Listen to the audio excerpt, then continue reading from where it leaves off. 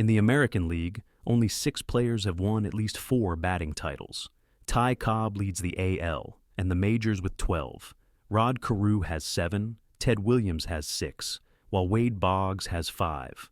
Tied with 4 each are Miguel Cabrera and one of the greatest hitters of all time, Harry Heilmann.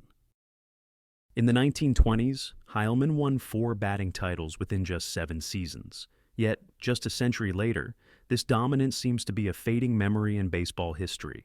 Let's explore the life and career of Harry Heilmann, also known as Slug.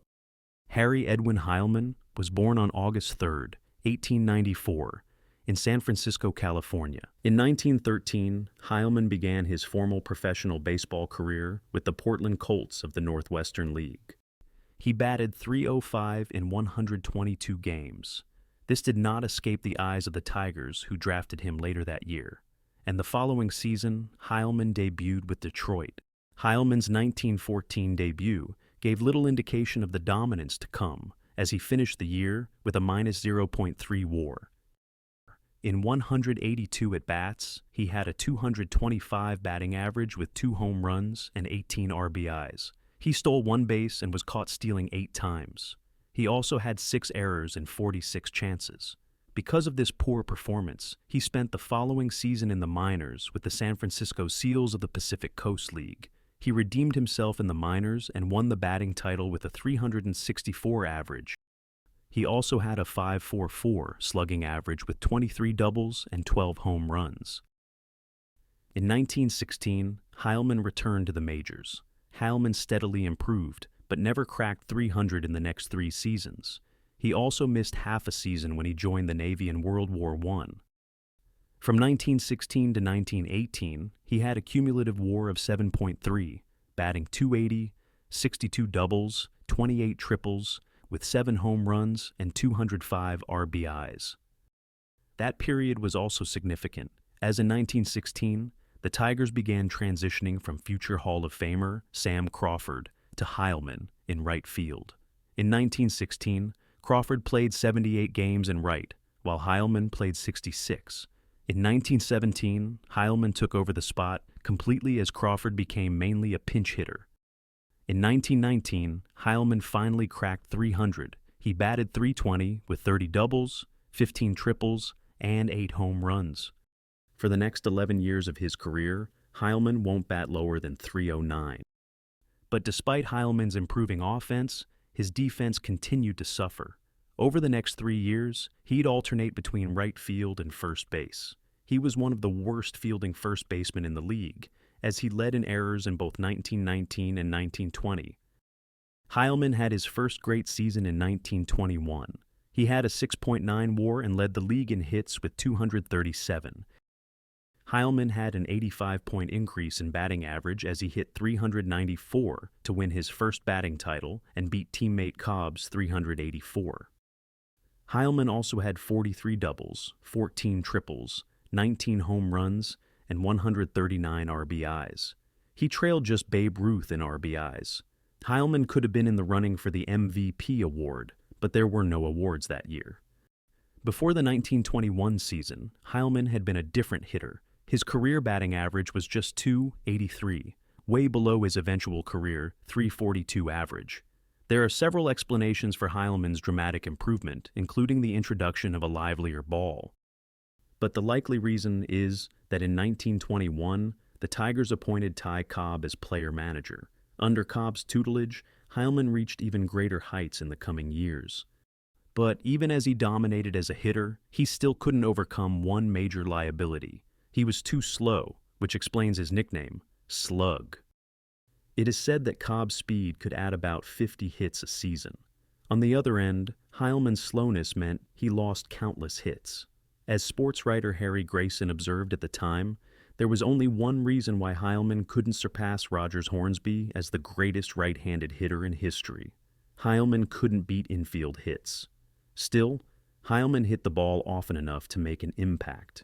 In 1922, a broken collarbone and shoulder limited him to just 118 games. Yet, Heilmann still had a 5.4 WAR as he batted .356, hit 21 home runs, 27 doubles, and 10 triples. He finished 12th in the MVP voting. In 1923, he won his second batting title with 403, edging Babe Ruth's 393. Heilmann had a 9.3 WAR, scored 127 runs, had 211 hits, 44 doubles, 11 triples, and 18 home runs.